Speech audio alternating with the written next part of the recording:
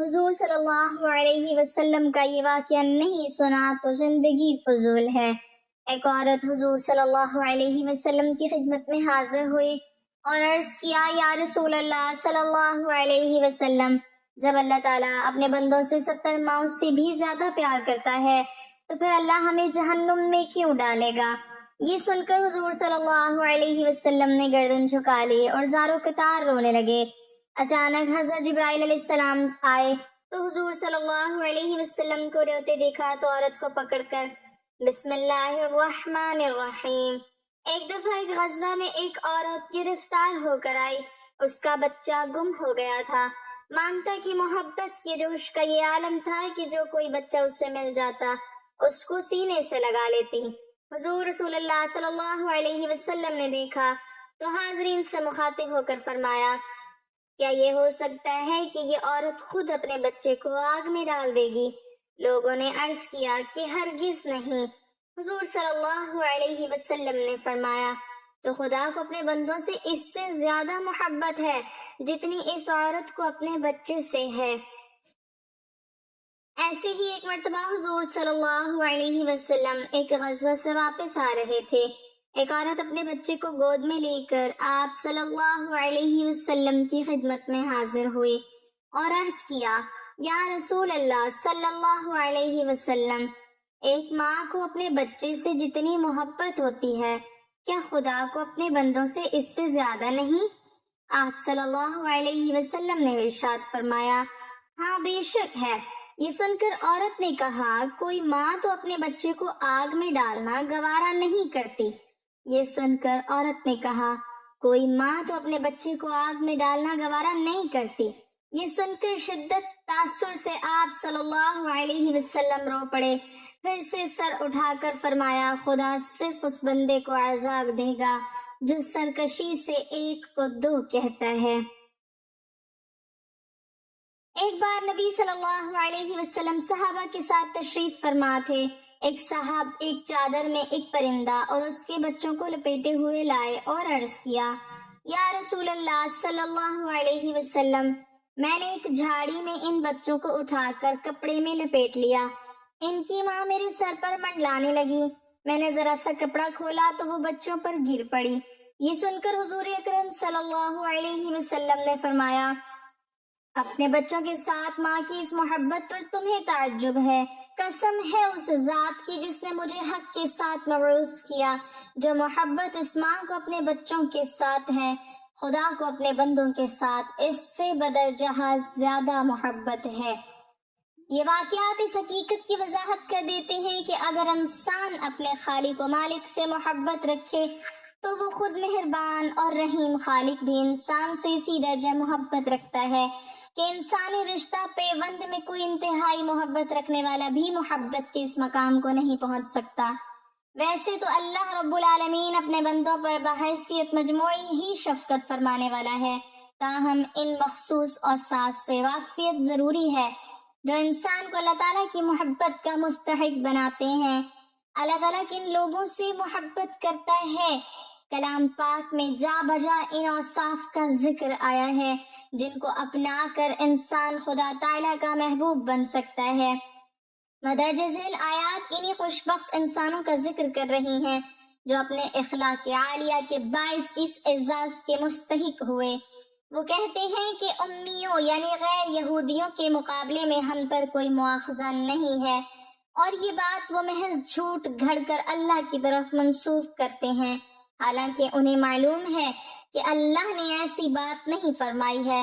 آخر کیوں ان سے باز پرس نہ ہوگی؟ جو بھی اپنے عہد کو پورا کرے گا اور برائی سے بچ کر رہے گا تو بے شک اللہ برائی سے بچ کر رہنے والوں سے محبت کرتا ہے۔ دوڑ کر چلو اس راہ پر جو تمہارے رب کی بخشش اور اس جنت کی طرف جاتی ہے جس کی وسعت زمین اور آسمان جیسی ہے، اور وہ ان خدا ترس لوگوں کے لیے مہیا کی گئی جو ہر حال میں اپنے مال خرچ کرتے ہیں، خواہ خوشحال ہوں یا بدحال، اور جو غصے کو پی جاتے ہیں اور دوسروں کے قصور معاف کر دیتے ہیں، اور خدا ایسے نیکوکاروں سے محبت رکھتا ہے۔ اس سے پہلے کتنے ہی نبی ایسے گزر چکے ہیں جن کے ساتھ مل کر بہت سے خدا پرستوں نے جنگ کی۔ اللہ کی راہ میں جو مصیبتیں ان پر پڑیں ان سے وہ دل شکستہ نہ ہوئے، نہ انہوں نے کمزوری دکھائی اور نہ وہ باطل کے آگے سرنگوں ہوئے، اور خدا ایسے صابروں سے محبت رکھتا ہے۔ آخرکار اللہ نے ان کو دنیا کا ثواب بھی دیا اور اس سے بہتر ثواب آخرت میں بھی عطا کیا۔ اللہ ایسے نیکوکاروں سے محبت رکھتا ہے۔ اے پیغمبر، یہ اللہ کی بڑی رحمت ہے کہ تم ان لوگوں کے لیے بڑے نرم مزاج واقع ہوئے ہو، ورنہ اگر کہیں تم تندخو اور سنگ دل ہوتے تو یہ سب تمہارے گرد و پیش سے چھٹ جاتے۔ ان کے قصور معاف کر دو، ان کے حق میں دعائے مغفرت کرو اور دین کے کام میں انہیں شریک مشورہ رکھو۔ پھر جب تمہارا عزم کسی رائے پر پکا ہو جائے تو اللہ پر بھروسہ کرو، اللہ بے شک ان لوگوں سے محبت رکھتا ہے جو اسی پر بھروسہ رکھتے ہیں۔ اور اے نبی صلی اللہ علیہ وسلم، اگر تم ان یہودیوں کے مقدمات کا فیصلہ کرو تو پھر ان کے درمیان ٹھیک ٹھیک انصاف کے ساتھ فیصلہ کرنا، بے شک اللہ انصاف کرنے والوں سے محبت رکھتا ہے۔ جو لوگ ایمان لے آئے اور نیک عمل کرنے لگے، انہوں نے پہلے جو کچھ کھایا پیا تھا اس پر کوئی گرفت نہ ہوگی، بشرط یہ کہ وہ آئندہ ان چیزوں سے بچے رہیں جو حرام کی گئی ہیں، اور ایمان پر ثابت قدم رہیں اور اچھے کام کریں۔ پھر جس چیز سے روکا جائے اس سے رکیں، اور جو فرمان الہی ہو اسے مانیں۔ خدا ترسی کے ساتھ نیک رویہ رکھیں، خدا نیک رویہ رکھنے والوں سے محبت کرتا ہے۔ ابو ہریرہ رضی اللہ تعالیٰ عنہ سے روایت ہے کہ رسول اللہ صلی اللہ علیہ وسلم نے فرمایا، جب اللہ تعالیٰ کسی بندے سے محبت کرتا ہے تو جبرائیل علیہ السلام کو پکار کر فرماتا ہے کہ اللہ تعالیٰ فلاں بندے سے محبت کرتا ہے، اس لیے تو بھی اس سے محبت رکھ۔ چنانچہ جبرائیل علیہ السلام اس سے محبت کرنے لگتے ہیں اور اہل آسمان میں اعلان کرتے ہوئے کہتے ہیں کہ اللہ فلاں شخص سے محبت کرتا ہے، اس لیے تم سب بھی اس سے محبت کرو۔ چنانچہ آسمان والے بھی اس سے محبت کرنے لگتے ہیں اور زمین میں اس کے لیے مقبولیت لکھ دی جاتی ہے۔ صحیح مسلم کی روایت میں ہے کہ رسول اللہ صلی اللہ علیہ وسلم نے فرمایا، اللہ جب کسی بندے سے محبت کرتا ہے تو حضرت جبرائیل علیہ السلام کو بلاتا ہے اور فرماتا ہے کہ میں فلاں سے محبت کرتا ہوں، تم بھی اس سے محبت کرو۔ چنانچہ جبرائیل علیہ السلام اس سے محبت کرنے لگتے ہیں اور آسمان میں اعلان کرتے ہوئے کہتے ہیں کہ اللہ فلاں سے محبت کرتا ہے، تم بھی اس سے محبت کرو۔ چنانچہ اس سے آسمان والے بھی محبت کرنے لگتے ہیں، پھر اس کے لیے زمین میں مقبولیت لکھ دی جاتی ہے۔ اور جب رب تعالیٰ کسی بندے سے ناراض ہوتا ہے تو جبرائیل علیہ السلام کو بلا کر کہتا ہے کہ میں فلاں سے نفرت کرتا ہوں، تم بھی اس سے نفرت کرو۔ جبرائیل علیہ السلام بھی اس سے نفرت کرتے ہیں، پھر آسمان والوں میں اعلان کرتے ہوئے کہتے ہیں کہ اللہ فلاں سے نفرت کرتا ہے، اس لیے تم لوگ بھی اس سے نفرت کرو۔ پھر زمین میں اس کے لیے نفرت لکھ دی جاتی ہے۔ محترم ناظرین، ایک حدیث پاک کا مفہوم ہے کہ سیدنا ابو ہریرہ رضی اللہ تعالیٰ عنہ بیان کرتے ہیں کہ نبی کریم صلی اللہ علیہ وسلم نے فرمایا، میری امت کے تمام لوگ جنت میں جائیں گے سوائے اس کے کہ جس نے جنت میں جانے سے خود ہی انکار کر دیا۔ صحابہ کرام رضی اللہ عنہم نے عرض کیا، اے اللہ کے رسول، بھلا جنت میں جانے سے کون انکار کرے گا؟ آپ صلی اللہ علیہ وسلم نے فرمایا، جس نے میری اطاعت کی وہ جنت میں جائے گا، اور جس نے میری نافرمانی کی اس نے گویا جنت میں جانے سے انکار کر دیا۔ ایک مرتبہ رسول اللہ صلی اللہ علیہ وسلم ایک سفر سے واپس آ رہے تھے کہ ایک جگہ پر آپ نے پڑاؤ ڈالا۔ قریب ہی ایک بستی تھی جس میں ایک عورت کا تندور تھا۔ اس عورت نے لشکر کی روٹیاں بھی پکائیں۔ جب وہ عورت اپنے کام کاج سے فارغ ہو گئی تو صحابہ کرام سے کہنے لگی، میں تمہارے سردار سے بات کرنا چاہتی ہوں، کیونکہ میں نے سنا ہے وہ صاحب جمال بھی ہیں اور صاحب کمال بھی ہیں۔ صحابہ کرام اسے رسول اللہ صلی اللہ علیہ وسلم کے پاس لے آئے۔ کہنے لگی، اے اللہ کے پیارے رسول صلی اللہ علیہ وسلم، میں آپ سے ایک بات پوچھنا چاہتی ہوں۔ رسول اللہ صلی اللہ علیہ وسلم نے فرمایا، پوچھئے، کیا پوچھنا چاہتی ہو؟ کہنے لگی کہ میں ایک ماں ہوں، تندور میں روٹیاں لگاتی ہوں اور یہی میرا ذریعہ روزگار ہے۔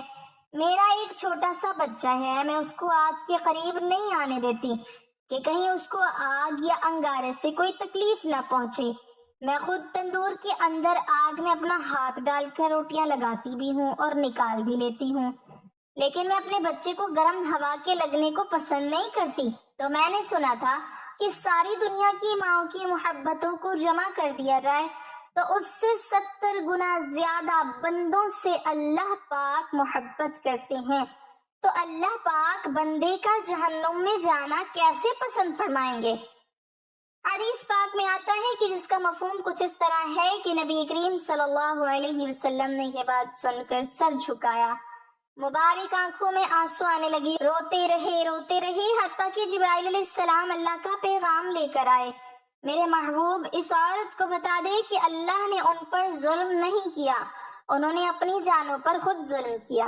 اللہ تعالیٰ تو چاہتا ہے کہ میرا بندہ مجھ سے جو مانگے میں اس کو عطا کرنے کے لیے تیار ہوں، لیکن یہ بات ہے کہ یہ لوگ توبہ نہیں کرتے، توبہ کی طرف آتے ہی نہیں بلکہ رب کی ماننے کی بجائے شیطان کی مانتے پھرتے ہیں اور توبہ کو ضائع کرتے ہیں، بھول جاتے ہیں۔ انہوں نے اپنے پاؤں پر خود کلہاڑی ماری، کیونکہ اللہ تو چاہتے ہیں کہ یہ جہنم اور اس کی آگ سے بچ جائیں، یہ تو اپنے عمل کی وجہ سے ہی جہنم میں جائیں گے۔ ناظرین، اگر انسان سے گناہ ہو جائے تو اس کو چاہیے کہ وہ اس گناہ سے توبہ کرے، کیونکہ جب کوئی انسان گناہ کرتا ہے تو اس کے دل میں ایک سیاہ نقطہ لگا دیا جاتا ہے، جب وہ توبہ اور استغفار کرتا ہے پھر اس کا دل صاف کر دیا جاتا ہے۔ مگر اگر کوئی شخص توبہ نہ کرے بلکہ مستقل گناہ کرتا رہے تو وہ نقطہ بڑھتا چلا جاتا ہے، یہاں تک کہ اس کا دل زنگ آلود ہو جاتا ہے، پھر حق قبول کرنے کی صلاحیت ختم ہو جاتی ہے۔ اس سے یہ سمجھ میں آتا ہے کہ جب بھی ہم سے کوئی گناہ ہو جائے تو ہمیں فوراً توبہ کر کے دل کو زنگ آلود ہونے سے بچانا چاہیے۔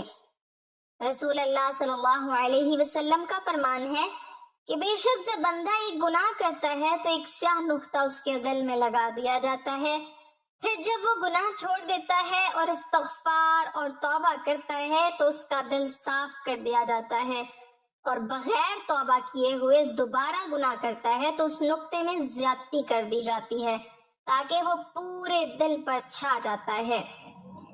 دین اسلام میں مایوسی بالکل نہیں ہے، انسان خطا کا پتلا ہے، گناہ انسان کی فطرت میں داخل ہے، لیکن بہترین ہے وہ شخص جو گناہ کر کے اس پر قائم نہ رہے بلکہ فوراً توبہ کر کے اللہ تعالیٰ سے معافی مانگ لے۔